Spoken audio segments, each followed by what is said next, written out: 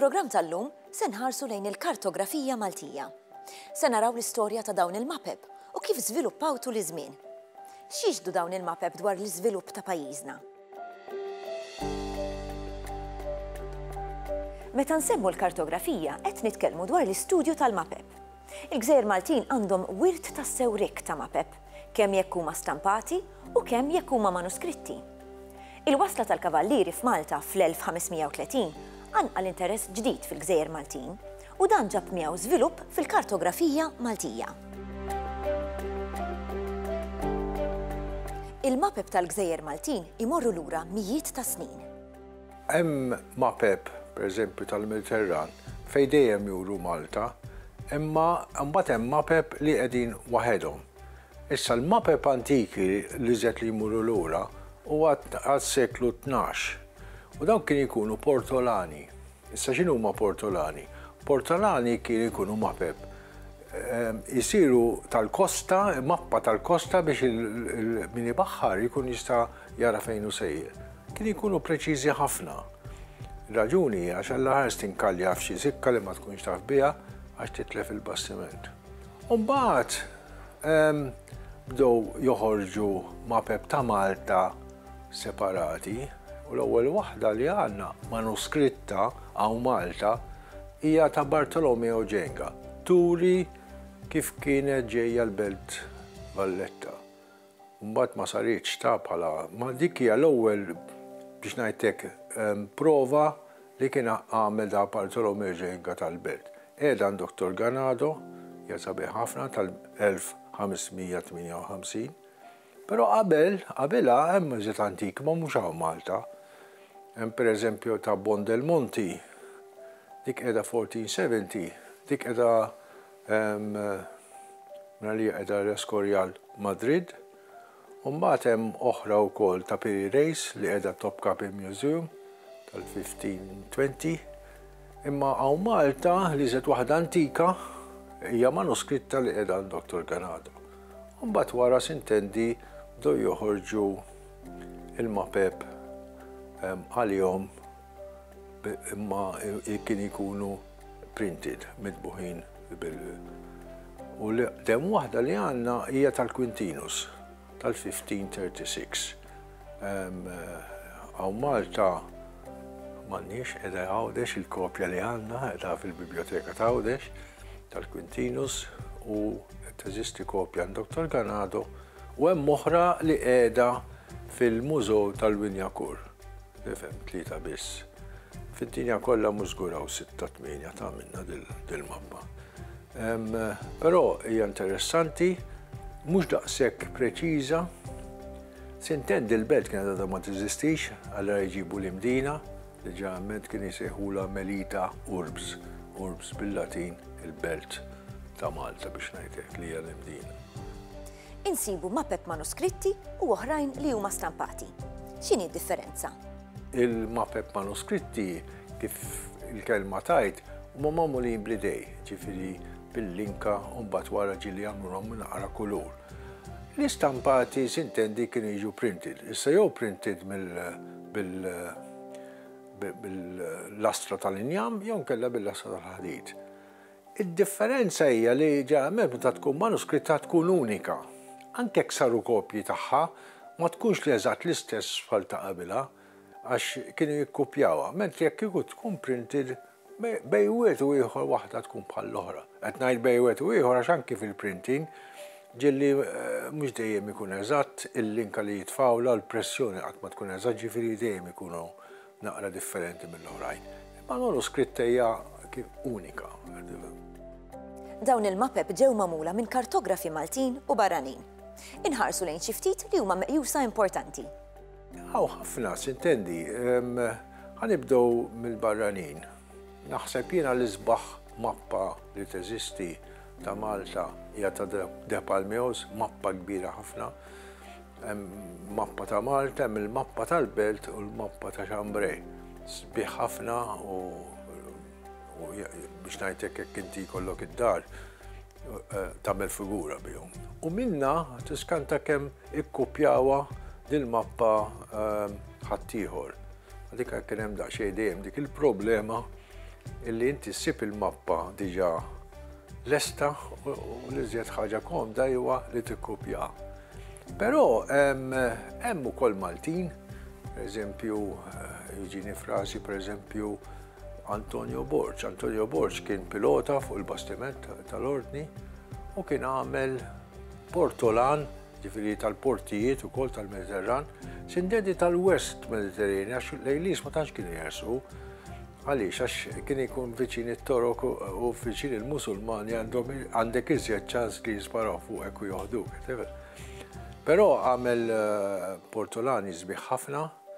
Dawn il-portolani preżentement qegħdin il-British Library kienu ntħadu minn hawn fi żmien l-Ingliżi u ma rġgħux ġew lura. Jiena s-sena l-oħra rnexxieli nagħmel facsimile tagħhom, kelli ħbieb fil-British Library u għamlu digitization tagħhom u kien qed nominal fee u mbagħad jiena ipprintjajthom, preżentajthom lill-biblioteka.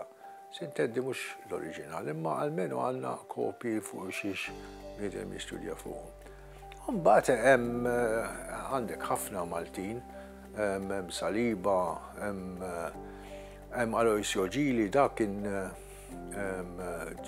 ġojellier u kien għamel mappa ta' Malta meta kien hemm ir-razzija tal-1641 minn għalija. L-Affreri kien għamel mappa ta' Malta tal-1551, l-unika mappa li hija ddatata. Sintendi ma rridx niskludi l-ħadd imma hemm ħafna iżjed Maltin li għamlu MAPEP. Biżżejjed ngħidlek li pereżempju hemm id-ditta Brogdorf tant ħarġu MAPEP illi aħna bħala soċjetà tal-Malta Map Society konna ħriġna ktieb fuq Brogdorf Map Makers, ktieb oħxor mhux ħażin. Jiġifieri u dejjem għadna niskopru xi waħda ġdida l-ewwel hemm. Fil-Mużew Muża insibu kollezzjoni impressjonanti ta' MAPEP varji tal-Gżejjer Maltin. Jeżistu tipi differenti ta' MAPEP, hemm dawk li huma manuskritti jkunu magħmulin bl-idejn u dawk li huma stampati. Biex issir mappa, il-proċess jibda dejjem mill-kartografu, minn hemmhekk imbagħad isir id-disinn u jew jiġu kkupjati iżjed minn darba f'MAPEP manuskritti inkella tiġi trasferita fuq pjanċa tal-irħam jew tal-injam jew tal-ġebel biex issir stampa tal-mappa. MAPEP kienu jkunu jew lus f'karta waħda inkella ġo volum.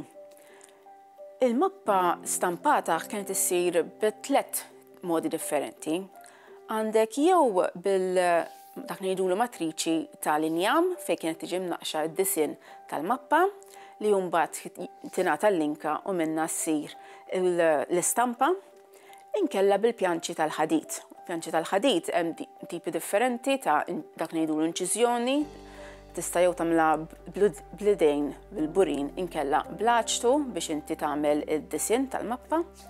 U mbagħad għandna iktar tard ukoll ġie żviluppat it-teknika tal-litografija fejn id-disinn kien isir fuq ġebla u l-istampa tittieħed minn fuq il-ġebla. F'kollezzjoni bħal din ma jonqosx li naraw tipi differenti ta' MAPEP.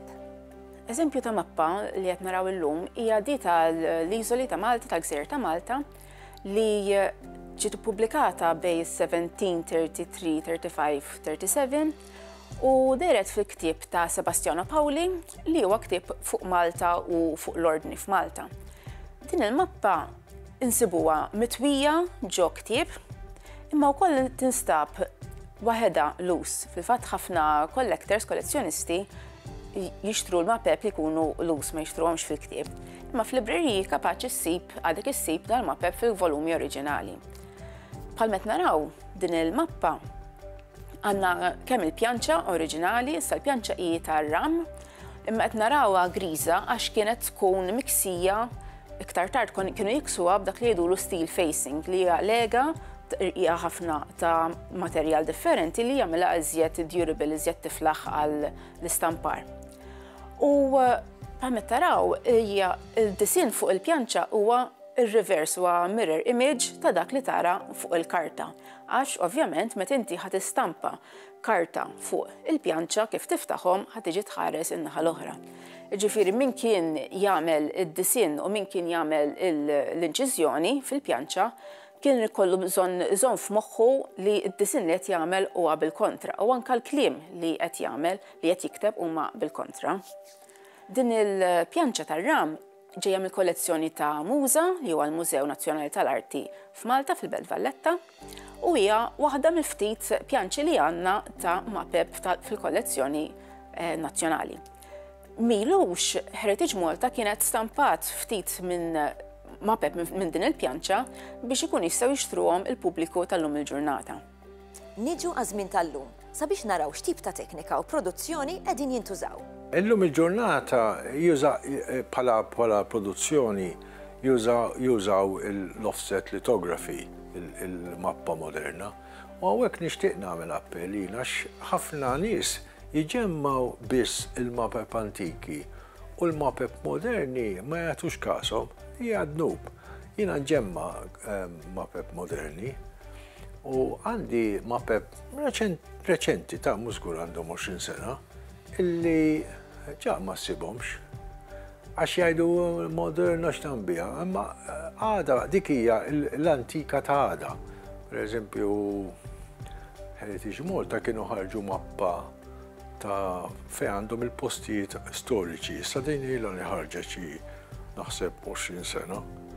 Għalhekk kien appella għal dawk anki min ħajibda kollezzjoni u m'għandux biex jibda bihom dawn. U mbagħad ma tafx tiżviluppa, in-namra tiżviluppa as you go along.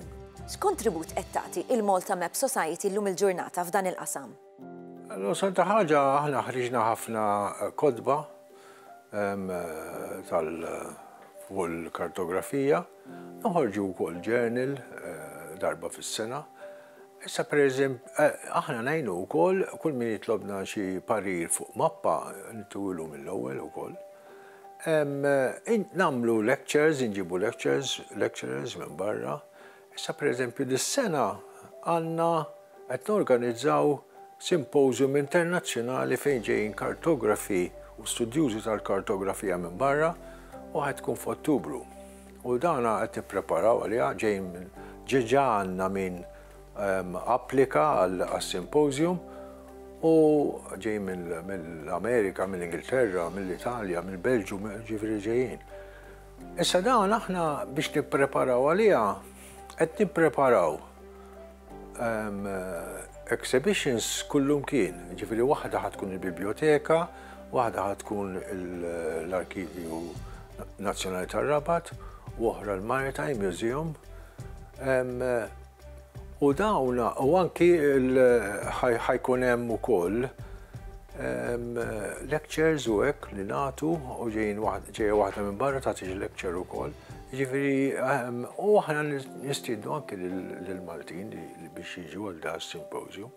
Sintendi dak kitina coverage internazzjonali.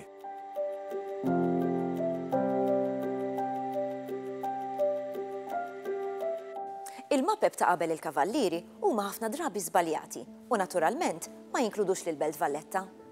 Il-MAPEP ta' qabel il-kavallieri kienu sintendi mhux daqshekk komuni, però għandna MAPEP illi biex ngħidlek Malta tissemma iżjed mill-oħrajn bil-ħabba l-miġja ta' San Pawl. Infatti hemm MAPEP fejn juru il-nawfraġġju ta' San Pawl. Jiġifieri Malta dejjem kien biex ngħidlek fuq il-mappa tad-dinja tal-Mediterran, wara bil-kavallieri, imma l-ewwel qabel il-kavallieri kien hemm San Pawl. Għaliex għax kien avveniment importanti għall-istorja tal-Knisja u għall-istorja anki tal-Ewropa kollha. Insibu diversi MAPEP minn żmien l-assedju l-kbir. L-assedju kien avveniment importanti ħafna għall-Ewropa. Ir-raġuni kienet li meta l-Musulmani attakkaw il-Malta, dana bdew jibżgħu li kieku jerbħu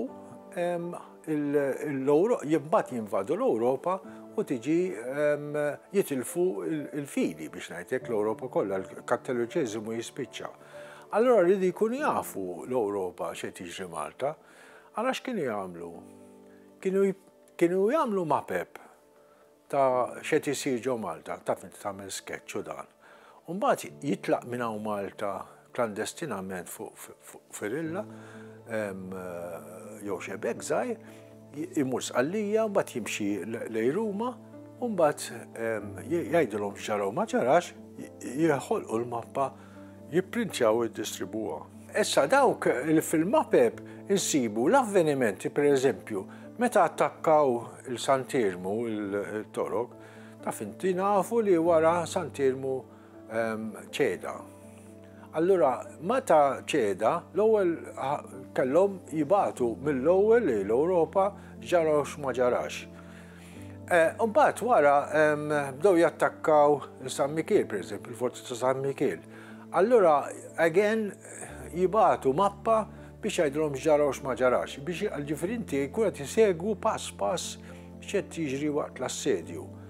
Issa, kien ikun hemm mapep illi pereżempju jekk ikun hemm xi rebħa żgħira, jew telfa żgħira min-naħa tal-kavallier jew viċeversa, ukoll kien issir mappa u jitindbat biex ikunu.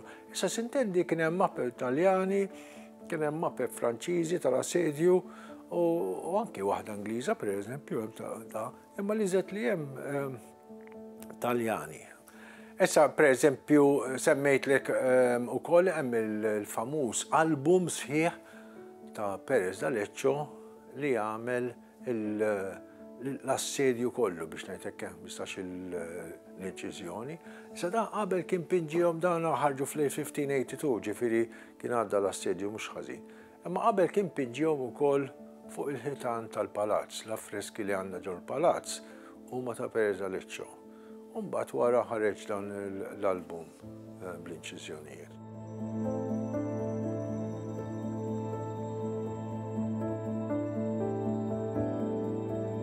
Kif nafu, wara l-assedju l-kbir bdiet tinbena l-Belt Valletta. Dan ġab żvilupp fil-kartografija Maltija. La Vallett mill-ewwel ħaseb illi għandha bżonn tinbena belt biex tkun b'saħħitha li tiflaħ xi assedju ieħor.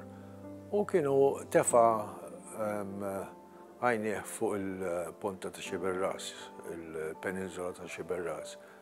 U beda jimur marant anke il-Papa biex jgħinu fiha l-biċċa xogħol biex jara jsib x'anke l-mezzi finanzjarji biex jibni u anke jisib il xi ħadd illi jagħmillu diżin tagħha. L-ewwel diżin li jeżisti huwa ta' Ġenga, Bartolomeo Ġenga, li qiegħda fil-kollezzjoni privata Dr. Ganado, imma mbagħad l-Apparelli kien għamel diżini oħrajn illi mbagħad biex ngħidlek intażlet id-diżin tiegħu. Bartolomeo Ġenga kien sfortunat għax meta kien hawn Malta, meta ġabuh Malta ftit żmien wara miet, infatti mitfun San Ġuan. Allura speċi ma setax jiddefendi anke d-diżin tiegħu jew kellha jkompli fuq il-diżin tiegħu jew jbiddel mid-diżin tiegħu. Infatti jekk tara d-diżin tiegħu Santermu qiegħda separata minn mal-belt u l-belt jestendi ruħu kważi sal-Marsa. Kif nafu llum il-belt inbniet differenti. Issa kif dik bħala belt kienet inbniet kif tafu in a grid form, kien l-aħjar sistema kif inti tqassam il-belt, kellhom daqsxejn tal-problema għax il-belt, il-peninsula tal-belt, hemm ħafna tlajja u nżul.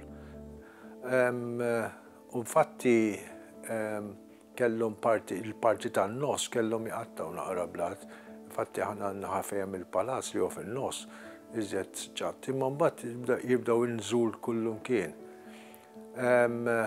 Infatti meta inbniet kellhom naqra problema anki kif ħajħorġu t-tirġinek biex tkun komda l-biċċa xogħol.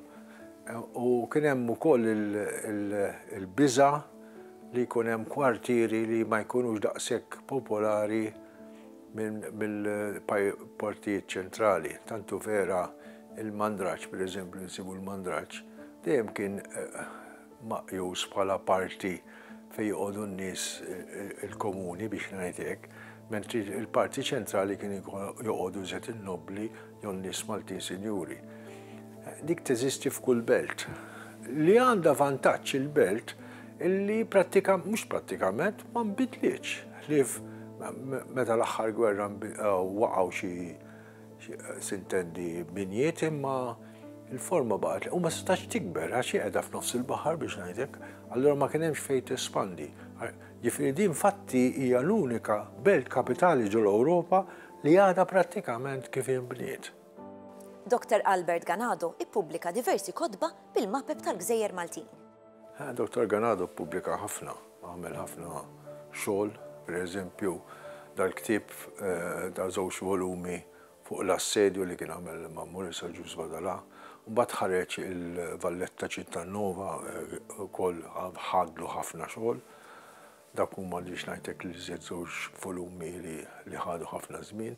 Imma warahom mbagħad ħareġ Miniature Maps of Malta meta konna bħala soċjetà, ħareġ anke il-Brockdorf Map Makers konna ħriġni flimkien jiena u ħriġna l-Prestige Maps of Malta, wkoll ħareġ il-Brockdorf Map Maker, il-German Malta Maps li wkoll għamiltu miegħu. Jiġifieri ħareġ ħafna kotba dan. Issa tinkomplu fuq aħna biex ngħidlek tal-waqt ħireġ ktieb fuq il-mapep tal-Ingliżi biex ngħidlek English Maps of Malta. Kif innotajna, dawn il-mapep ituna dewqa ta' żminijiet differenti fl-istorja twila ta' gżiritna. Dan ikompli jsaħħaħ l-arfin kulturali tagħna li ħafna drabi ikun moħbi. Bekk wasalna fit-tmiem ta' programm ieħor. Narawkom għall-jmiss.